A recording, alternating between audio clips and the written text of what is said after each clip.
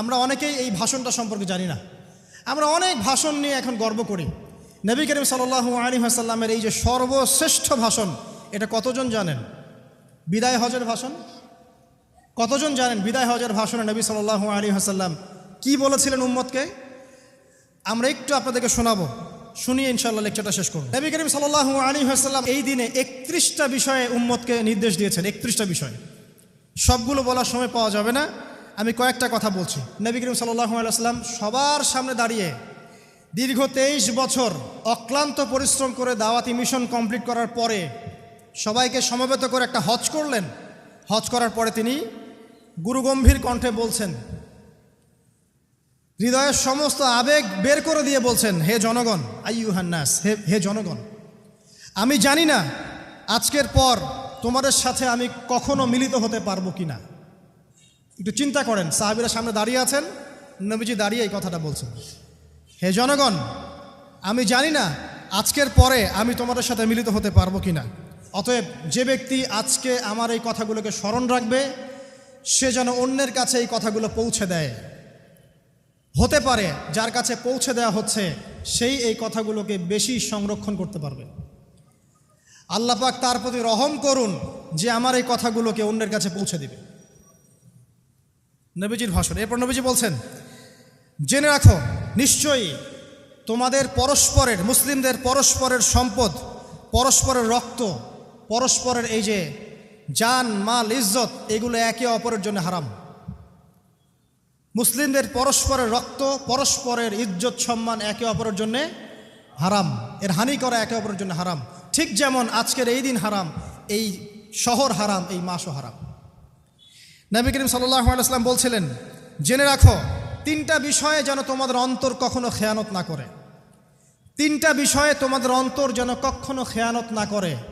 1, তোমরা যে কাজটাই করবা শুধু আল্লাহ পাকের সন্তুষ্টির জন্য করবে। তোমরা যে কাজই করবে শুধু আল্লাহর সন্তুষ্টির জন্য করবে। তোমাদের শাসকবর্গের কল্যাণ কামনা করবে। তোমাদের শাসকবর্গের কল্যাণ কামনা করবে। 3 নাম্বার, মুসলিমদের জামাতকে আঁকড়ে ধরে রাখবে। মুসলিমদের ইউনাইটেড কমিউনিটিকে আঁকড়ে ধরে থাকবে। এই 3টা বিষয় পালনের ক্ষেত্রে তোমাদের অন্তর যেন খেয়ানত না করে। এদিন সূর্য ঢলে যাওয়ার পরে নবী সাল্লাল্লাহু আলাইহি ওয়াসাল্লাম আরও বললেন, শুনে রাখো হে মানব জাতি, এটা ভালো করে শোনেন, শুনে রাখো হে মানব জাতি, নিশ্চয়ই আমি মুহাম্মদ সাল্লাল্লাহু আলাইহি ওয়াসাল্লাম জাহেলি যুগের যত কুপ্রথা আছে সমস্ত কুপ্রথাকে আমার পায়ের তলে পিষ্ট করে গেলাম। জাহেলি যুগে কি ছিল ভাই? শিরিক ছিল, সুদ ছিল, মাদক ছিল, নারীর অবমাননা ছিল, কন্যা সন্তানকে দাফন করা হতো, রক্তক্ষয়ী, হানাহানি, মারামারি, কাটাকাটি ছিল। এগুলো সব কিছুকে আমি আমার পায়ের তলে দাফন করে গেলাম। এটা কি দাফন হয়েছে?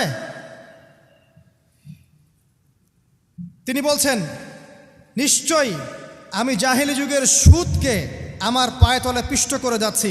সর্বপ্রথম যার সুদ আমি পিষ্ট করছি তিনি হচ্ছেন আব্বাস ইবনে আব্দুল মুত্তালিব, আমার চাচার সুদ। নিজের পরিবার থেকে দৃষ্টান্ত স্থাপন করলেন।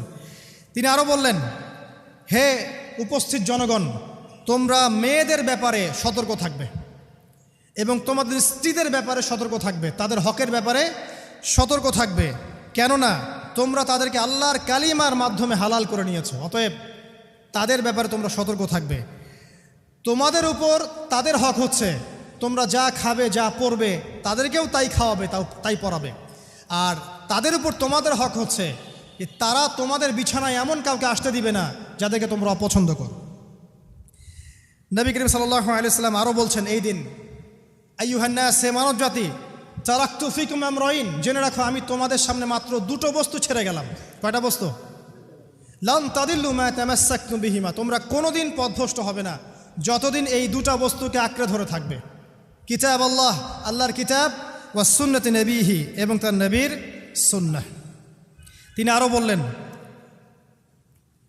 আল মুসলিম, জেনে রাখো প্রকৃত মুসলিম সে ব্যক্তি, মান সালিমাল মুসলিমুনা মিন লিসানিহি ওয়া ইয়াদিহি, যে ব্যক্তির হাত এবং জবান থেকে অন্য মুসলিম নিরাপদ থাকে সেই ব্যক্তি হচ্ছে প্রকৃত মুসলিম। আল মুহাজির, আর প্রকৃত মুহাজির সে ব্যক্তি, মান হাজারা মা নাহাল্লাহু আন, আল্লাহ পাক যা নিষেধ করেছেন সেখান থেকে যে দূরে থাকে সেই ব্যক্তি প্রকৃত মুহাজির, মানে হিজরতকারী। তিনি আরও বললেন, মনে রেখো আমি তোমাদের সবার আগে হাউজে কাউসারে চলে যাব, সুবহানাল্লাহ, এবং সেখানে আমি তোমাদের জন্য অপেক্ষা করতে থাকবো। অতএব শোনেন, অতএব তোমরা আমার চেহারাকে কালিমালিপ্ত করো না, মানে আমার চেহারায় কালিমালিপ্ত করো না, আমার নাম নষ্ট করে দিও না। আমি তোমাদের সংখ্যাধিক্য দেখে আল্লাহর কাছে গর্ব করব, আমাকে তোমরা অপমানিত করো না। আজকে কি আমরা তার দায়িত্ব পালন করে উম্মাহ হতে পেরেছি?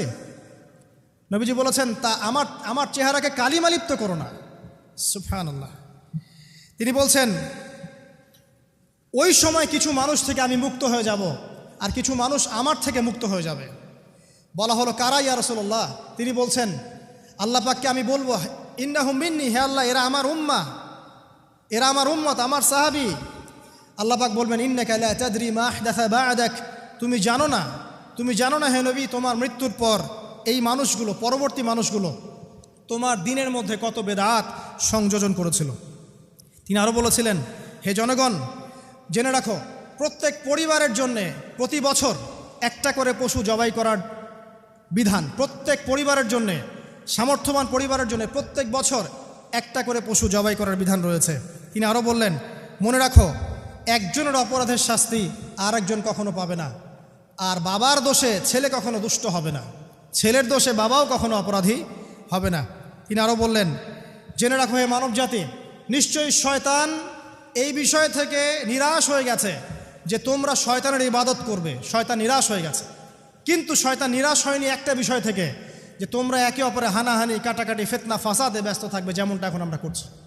আমরা কিন্তু সরাসরি কখনো শয়তানের ইবাদত করছি না, করছি, কিন্তু মুসলিমরা এখন পরস্পরে হানাহানি, কাটাকাটি, ফাসাদে লিপ্ত আছে। তিনি আরও বললেন যে একজন মুসলিমের জন্য হালাল নয় অন্য মুসলিমের সম্পদ আত্মসাৎ করা, যতক্ষণ না সে স্বেচ্ছায় খুশি মনে তোমাকে সম্পদ প্রদান করে। অতএব তোমরা একে অপরের প্রতি জুলুম করবে না। তিনি আরও বললেন, সাবধান, আমার ইন্তেকালের পরে তোমরা একে অপরের গর্দান উড়িয়ে কাফের হয়ে যেও না। সাবধান, আমার ইন্তেকালের পর তোমরা একে অপরের গর্দান উড়িয়ে কাফের হয়ে যেও না। তিনি আরও বলেছেন, একজন মুসলিম আরেকজন মুসলিমকে গালি দিতে পারে না। যদি একজন মুসলিম আরেকজন মুসলিমকে গালি দেয়, এটা হচ্ছে ফাসেকি, এবং একজন মুসলিম যদি আরেকজন মুসলিমের সাথে যুদ্ধ করে, এটা হবে এক প্রকার কুফরি।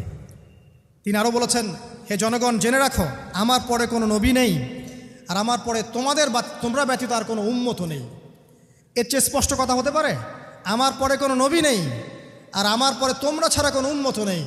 তাহলে আমরা যখন নতুন নতুন নবী বানিয়ে নিচ্ছি, কোনো কোনো ক্ষেত্রে বলছি একজন ব্যক্তি ছিলেন, সে নিজে ঈসাও ছিল, সে মাহদিও ছিল, সে নবীও ছিল, নাউযুবিল্লাহ।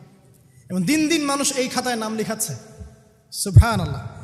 সর্বশেষ তিনি বললেন যে যদি তোমাদের উপরে, হে মানব জাতি জেনে রাখো, যদি তোমাদের উপরে একটা নাক কাটা কালো কুৎসিত কোনো আমির বা শাসকও চলে আসেন, এবং সে যদি তোমাদেরকে আল্লাহর রাস্তায়, আল্লাহর কিতাব সুন্নাহ অনুযায়ী পরিচালিত করেন, তোমরা অবশ্যই তার আনুগত্য করবে, তার বিরুদ্ধে বিদ্রোহ করবে না, তার আনুগত্য করবে। জেনে রাখো, শেষে তিনি বলেন, জেনে রাখো হে মানব জাতি, আজকে থেকে কুল্লুকুম মিন আদম, তোমরা সবাই আদম সন্তান, ওয়া আদামু মিন তুরাব, আর আদম হচ্ছে মাটির সন্তান। আরবের উপর অনারবের, অনারবের উপর আরবের, সাদার উপর কালোর, কালোর উপর সাদার, লালের উপর কালোর, অথবা কালোর উপর লালের কোনো রকম প্রাধান্য নাই। ইল্লা তাকওয়া, শুধু তাকওয়া ব্যতীত। যে ব্যক্তি বেশি মুত্তাকি, সে আল্লাহর কাছে বেশি মর্যাদার অধিকারী হবে ইনশাআল্লাহ তাআলা। সর্বশেষ তিনি আঙ্গুলটা উঁচু করলেন, নিজের শাহাদাত আঙ্গুলি উঁচু করে আকাশের দিকে তাকালেন, এরপর জনগণের দিকে তাকালেন, তাকিয়ে বললেন যে তোমাদের ব্যাপারে, হে জনগণ, তোমাদের ব্যাপারে আমাকে আল্লাহ জিজ্ঞাসা করবেন, ফামা আনতুম কাইলুন, তোমরা ওই সময় কি বলবে আমার সম্পর্কে? তখন সাহাবীরা বললেন, আমরা বলবো যে আপনি বাল্লাগতা রিসালাতাক, আপনি আপনার রিসালাত পৌঁছে দিয়েছেন, ওয়াজ্জা আমানাতাক, আপনার আমানত পূর্ণ করেছেন, ওয়া নাসাহতা উম্মাতাক, এবং আপনি আপনার উম্মতকে নসিহত করেছেন। সুবহানাল্লাহ।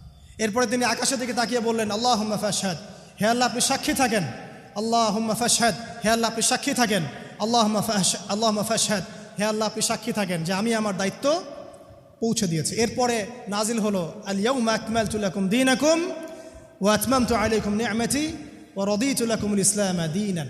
এই হলো বিদায় হজ। আজকের এই আরাফার প্রেক্ষাপট আমরা কতজন এটা নিয়ে চিন্তা করেছি? 1 মিনিট একটু বলে শেষ করি। দেখেন, শেষ ওসিয়ত যেগুলো হয় মানুষের, এটা খুব হৃদয় বিদারক হয় না? বাবা ইন্তেকাল করছেন, সন্তানের জন্য ওসিয়ত করে যাচ্ছেন, মাকে দেখিস ইত্যাদি ইত্যাদি, হৃদয় বিদারক হয় না? মানুষ সারা জীবন মনে রাখে না? বাট আমরা আমাদের এই ন্যাশন, এই উম্মা, নবী সাল্লাল্লাহু আলাইহি সাল্লামের উম্মা বলে আমরা যারা দাবি করছি, আমাদের মধ্যে বেশিরভাগ মানুষ নবী সাল্লাল্লাহু আলাইহি সাল্লামের শেষ এই নসিহতগুলো ভুলে গেছি আমরা। নসিহতগুলোর মধ্যে সবচেয়ে ইম্পর্ট্যান্ট ছিল শিরক থেকে দূরে থাকা, সুদ থেকে দূরে থাকা, মুসলিম ভেদাভেদ না করা, শাসকের কল্যাণ কামনা করা, বিদ্রোহ না করে শাসককে উত্তম নসিহত করা। এবং আরেকটা হাদিসে তিনি বলেছিলেন 5 ওয়াক্ত সালাত আদায় করবে, সাওম পালন করবে, রমজান মাসে সাধ্যমতো সাদাকা করবে, মুসলিমদের জামাত আঁকড়ে ধরবে, ইনশাল্লাহ হাসতে হাসতে জান্নাতে প্রবেশ করবে। আও কামা ক্বালা আলাইহিস সালাম। জাহেলি যুগের সমস্ত প্রথা ছেড়ে দেওয়া ছিল আজকের দিনের মূল মর্ম, আমরা ছাড়তে পারছি না। সুদ ছেড়ে দেওয়া ছিল মূল মর্ম, ছাড়তে পারছি না। শিরক থেকে বের হতে পারছি না। বেদাতীদের ব্যাপারে ধমক দেওয়া হয়েছে, বেদাত ছাড়তে পারছি না। খেয়াল করে দেখেন, মুসলিম হানাহানি কাটাকাটি এখনও ছাড়তে পারছি না। ইভেন ধর্মতাত্ত্বিকভাবেও আমরা বহু দল এবং উপদলে বিভক্ত হয়ে গেছে, কারোর সাথে কারো ঐক্য নাই। সব মিলিয়ে নবী সাল্লাল্লাহু আলাইহি সাল্লামের শেষ ওসিয়তগুলো, কিতাব এবং সুন্নাহ আঁকড়ে ধরা, এটা আমরা সবাই আঁকড়ে ধরতে পারছি না। আজকের এই দিবসগুলো এই জন্যই আল্লাহ পাক বারবার ফিরিয়ে দেন, যাতে করে এগুলো নিয়ে আলোচনা হয়, আমরা এগুলো জানতে পারি এবং আমল করতে পারি, এই চেতনাগুলো লালন করতে পারি, নিজেরাও শিখি, পরিবারকেও শেখাই, আগামী প্রজন্মকেও শেখাই ইনশাআল্লাহ তাআলা। আশা করছি ইনশাআল্লাহ আমরা যদি নাও পারি, একসময় এমন একটা প্রজন্ম আসবে যারা নবী সাল্লাল্লাহু আলাইহি ওয়াসাল্লামের উম্মার মতো উম্মাহ হবে ইনশাআল্লাহ।